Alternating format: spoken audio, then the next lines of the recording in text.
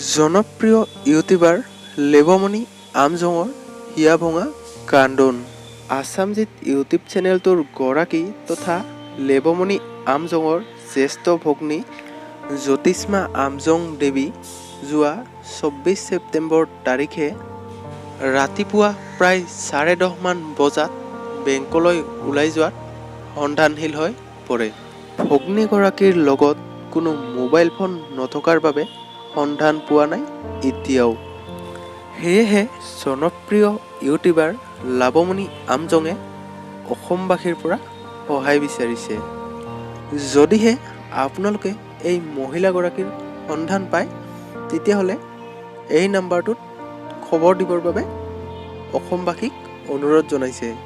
আৰু বন্ধুসকল, ভিডিঅ'টি শ্বেয়াৰ কৰি দিব যাতে আপুনি শ্বেয়াৰ কৰা ভিডিঅ'টো দেখি কোনোবাই যদি সন্ধান পায় তেতিয়াহ'লে খবৰ কৰিবৰ বাবে সুবিধা হ'ব। ভিডিঅ'টো শেষলৈ চোৱাৰ বাবে ধন্যবাদ। জয় অসম।